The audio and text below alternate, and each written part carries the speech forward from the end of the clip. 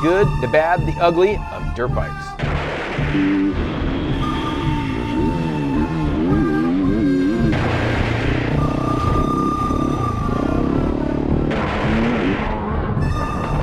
We're going to talk about dirt bikes right now, old Western shootout style. The good? Trail riding at 10,000 feet, seeing mountain lakes, crossing creeks, rivers, snowpack that's just melting away and you're getting there just at the perfect time. Nice, wet desert sand. Those things are just amazing on the trail. And some of those days, nothing beats it. What do you think, Spence? What is the good of trail riding? The views, the adventure, the unpredictableness of what your day is going to be like. It's a lot of fun. And in some cases, how much I'm going to mess up your day. Yeah. Poor choices. Who knows? The bad of the trail ride? I will preface this with sometimes that can be the most memorable thing of the rides. Many times the bad is what we name the ride. When we download our Onyx, we'll name it something and we will never forget. If we have something bad happen, there's usually something little bad that happens, and that will be kind of the joke or part of it. If somebody taps out or gets hurt, it's that guy's name, or that guy broke a toe or a foot or something, that it gets named to that guy. So the bad of the trail ride would be when you break a bike, run out of gas, have to tow it back, run out of sunlight and have to come back on a road with behind the one guy that has a headlight on, you're all tucked in behind that guy. So towing a guy back that's got the broken bike, breaking a body part, getting hurt, smashing your foot in a rock. So then we'll go right into ugly. And I think that flooding a bike in the water is one of the scariest things when you're out so far that you realize you probably couldn't hardly tow the bike back. Towing a bike up and down mountains and so forth is pretty daunting to think about, right? You'd smoke a clutch on the bike pulling, it'd be a nightmare. And so flooding a bike is one of the worst ugly cases. Damaging a bike to where you couldn't get it out, damaging a person to where you couldn't get out. Those are some of the ugly sides of moto. What else do you think on the trail? Like you said, being too far to where you can't help yourself. You have to ask for outside help. We've been lucky to never have to get a life flight or something like that, but we know guys who have had to get external help for their bikes. We've had a couple times where you have to get a bike to a road and then drive a truck to meet later in the day. Yeah. Sometimes a guy has to hang out in a town for a few hours while we finish the trail ride. Or sometimes when we're riding, we could be on somewhere that we're not 100% sure, what's open or what's closed. And yeah, I think the biggest fear is fearing you're going to sleep in the mountain and not make it back to the hotel bed. You're going to sleep out there on the trail. It's crossed our mind a few times. Like it was potential that we weren't going to make it out. Another one that can be ugly is depending on who you bring. If you get out there and you have somebody who is maybe a little bit over their head and you didn't know that they weren't suited for that. When we go to somewhere that has a lot of ridge lines and narrow ridges, and now you feel all bad because somebody is scared about riding, then you're like, oh, I gotta send them back, or I gotta help them out because I'm responsible for them. And that's kind of an ugly part, because then you feel like you're responsible for this guy you brought out there who kind of wussed out. Right. And we also want to push somebody beyond their skill set. Yeah. So it's really on us for not knowing their skill set when we take them out there. Now with motocross. Motocross, the good is motocross. I don't know that much else beats the feeling. In trail riding, you have gorgeous views in it. That's incredible. But on motocross, the good is when you get that, when you even just nail a turn perfect, it doesn't have to be some gnarly triple jump. When you nail a turn perfect and you come out and you head up a hill, I'm thinking of Glen Helen, when I head up a hill and I come down a hill and I'm avoiding the tough bumps, my bike is just perfect, and nothing beats that feeling on motocross. For sure, the workout aspect for me is my favorite for the good, is because I can trail ride all day, and usually I'm not really like worked out is what I would say, but I can do an hour-long moto at kind of my fast pace at Glen Helen, and I feel like I did a workout. I feel like I did a little bit of some interval training, and I feel like I'm actually doing something, whereas I could trail ride in a day and not feel like I really worked out, just kind of feel sore, but not like I actually did a workout. Right. Like a long walk almost, like if you walked for 5 or 6 hours. If you walked, you'd be sore. Yeah. If you hiked, I guess hiking would be equivalent. Hiking would be equivalent. If you hiked for 5 or 6 hours straight, You'd be sore. And the heart rate was around, 115, 120. Yeah. Whereas on the track, we'll get up, in the 150s or above. And with the trail riding, in that 5 hours, we have the additional of picking up a bike up and down. Potentially, yeah. And that wears you out. That's the biggest thing for me that saves my energy on the trail riding is not having to move or pick up a bike or get off a bike. If I can avoid that, I'm way better off. But now, I digress. We're on moto, and the good part of moto is just that it's just, nothing beats that feeling of ripping, clearing a little obstacle that maybe you're working up towards, passing a buddy, maybe giving him a little roost or a leg whip over, butt whip as you pass him, those kind of things. So most of my buddies are similar speed or slower, and so I have a lot of fun bantering with these guys. And so nothing beats that. The bad of moto isn't all that bad, but the bad of moto is that it does take a while to get, I don't want to say good, but semi-proficient at it to where you're just not embarrassing. Like, they say 10,000 hours to be an expert, right, at something? Well, I for sure got 10,000 hours, and I'm nowhere near expert. So we have proven this theory false, okay? So, I have to ride a lot to even keep up this mediocre level at which I am. If I was to take off 2 months of motocross, I would digress so far, and I would feel much more unsafe on the track. So I have to stay going just to stay at this terrible level I am. So that's the bad. And I guess that goes for a lot of other things, but in moto, that's what I feel.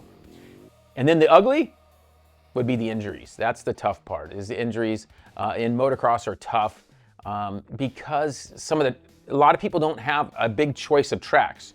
Wherever you live, your tracks can be limited, so you can only have maybe kind of, jumpy tracks, I call them, or supercross style tracks, where the track's in a flat area and they have to build a lot of jumps. And that's one of the ugly things where you kind of feel like you have to do those things. And so in some ways, some of those injuries are somewhat unavoidable in motocross, especially if you factor in racing, because it's not just you, now someone else controls your destiny. Another ugly part of moto would be that it's getting less and less tracks to go ride, like legitimately good tracks depending upon where you live. So a lot of times you're forced to trail ride and maybe free ride or dual sport in areas that are semi-iffy.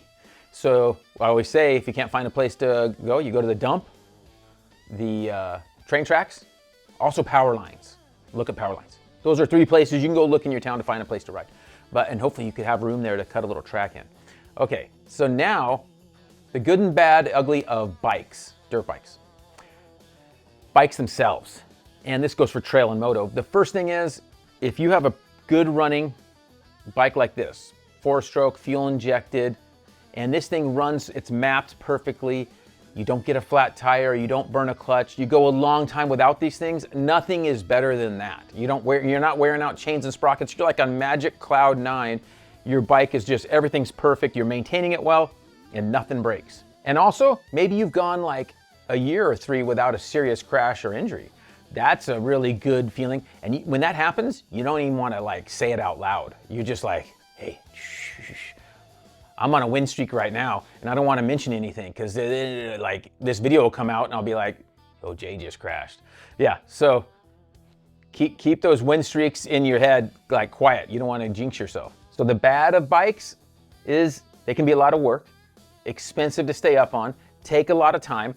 I weigh out that bad as more fun too, right?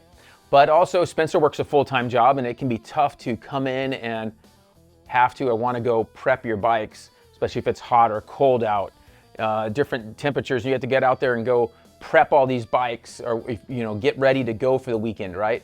So the bad of our sport is you got to stay up on that maintenance, and then when something goes wrong, the biggest thing that's unfortunate is if something goes wrong with your bike, you don't have spark, or something's wrong, and you're missing a part, you can't get it fixed, and the worst thing is you miss a riding day or weekend. Nothing's worse than that. Well, probably a few things, but at the time, nothing feels worse than that. The ugly of dirt bikes is, I'm gonna continue on with the bad, but worse. When they blow up on many of these 4-strokes, it can be cost prohibitive to even repair them.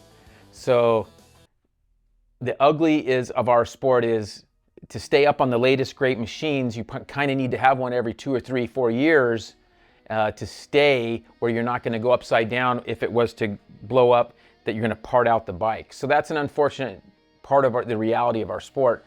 So staying up on that is really important.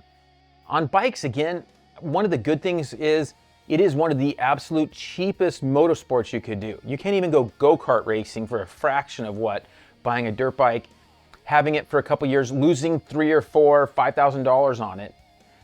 If you were to lose $1,000 or if you lost $3,000 or $4,000 on a bike and you rode it for 3 or so years, it's not that expensive per year to own that bike. Nothing else you can really do that. So that's what's really nice about dirt bikes is for the guys that are moto sports enthusiasts. The next one, pro racing. The good is we are spoiled with just a tremendous amount of really cool pro races, pro racers, the ability to watch them. We get to watch some of the best pro athletes race motocross, supercross. And then it's incredible the level of competition that we have and the ability that we can watch them easily. It's next level.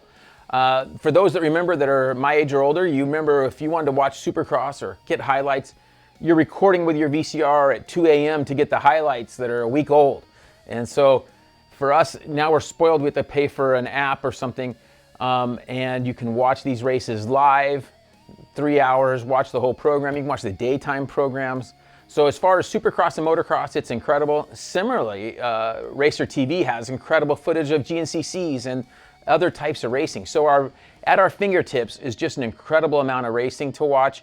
And we learn so much, and we get a real appreciation since we do this sport. It's fun to watch guys that are way better than us at doing it and see them do it at the highest level. They also travel all around the country. So depending upon where you live, most people live within just a few hours of some type of race during the year. The bad. Pro racers, things have shifted to where they blame the bike, the team, the weather. They blame other things than themselves. And most of us agree, when we're at the local level, we all kind of agree, it doesn't matter if I'm on a 250, 350, 550, 750, it wouldn't matter if I couldn't beat, my buddy, who I know is faster than me. I'm not gonna beat him on whatever bike I'm on. I could be on a factory Honda. If I'm on the factory Honda and I already know that he's 5 seconds lap faster than Glen Helen, maybe I cut that to 4, being on a factory bike, it's not going to be life-changing. So we know so much of motocross and supercross relies on the rider. And unfortunately, the riders nowadays, things have shifted to where they can put a lot of blame on, not all riders do this by any means, but they put a lot of blame on the bike, the setup. Some of that is because the competition's gotten so close that they feel like if they're off, we're off on our setup. We're off on our setup. What? It's not like you're coming up with some drastically different setup every race, every week. So it's just some clickers and maybe changing heights of forks and different things like that. It's nothing crazy, and most guys should be able to handle it. And so I never heard McGrath or Carmichael or Stewart coming off and going, we're way off on our setup that much. We didn't blame things other than usually ourselves. Another aspect of the bad in pro motocross is that all the thousands and thousands of amateur kids think they're gonna be there. That's their hope, their dream, maybe their dad's dream, their grandpa's dream. And the reality is that only one rider a year, on average, moves up, that progresses from amateur to pro. Now you go, oh no, they signed 3 guys that went to this team. And when I say moved up, he moved up to make over $500,000 a year, potentially even more than that. He wanted to move up to where he's actually making more than a real job. That's moving up, and that only happens about 1 a year. And some years it's 0 Americans, it's 1 foreigner comes over and takes that job. So that's my theory on that, is that's why we should be very careful about having a dream set on being pro racing. I enjoy watching pro racing, but I'd be cautious of thinking that your kid is gonna make it there. The ugly of pro racing. Okay, as much as it's awesome to watch this, the level of competition, the level of the bikes has brought them such close racing, and they're so competitive that they get hurt. They crash. Even the best guys in the sport, Tomac, both Lawrence brothers, they've all been seriously injured in the last few years. They all get it. They all have crashes, some of them bad crashes, some of them not so bad. Just freak things that will tear an Achilles, tear an ACL. Those types of things are just so unfortunate with our sport. And it's the ugly side that at the end of the Supercross, there might only be 2 or 3 top 10 guys still left that are really competing for the championship. So that's really unfortunate part of our sport. And I wish maybe there was a way to tighten that up and make it so that it's not so, it'd be hard to figure out ways to prevent injuries, but you know, because some of these injuries even happen during the week when they're practicing before the race to get there. So injuries are a serious part of our problem of our sport. This last year during the races, Justin Cooper was one of the only top guys that raced all the races. He went through all Supercross 17 rounds, all of Outdoors 11 rounds, all 3 SMX championship races. So it was like 31 races that he did. He's like the only guy, top guy that did that. And so it's incredible he was able to do it, but it's unfortunate. It'd be like watching a football season or something and realizing only this guy can do it. So that part's kind of unfortunate and pretty ugly about our sport. All right, the good, the bad, the ugly of motocross. I try not to concentrate on the bad and the ugly. That's kind of my motto in life. I try not to concentrate on that. It was just a fun saying and a fun Western movie. But there is a lot of similarities that, you know, whenever there's something that's really good, like dirt bikes, there's gonna be some consequences and some difficulties, and we know that. We have other videos talking about tips to help you, beginner riders, new to racers, staying safer when riding, those types of things. You can check those videos out. If you like this stuff, remember to like, comment, and subscribe, and we'll see you guys next time on the track or trail. PB Blaster is that penetrant catalyst that really breaks loose those old stubborn bolts. Been around for years and years. We all know this thing, seen it all over the place. Well, now Blaster has a Blaster power line, products, aerosols to help us with our moto maintenance.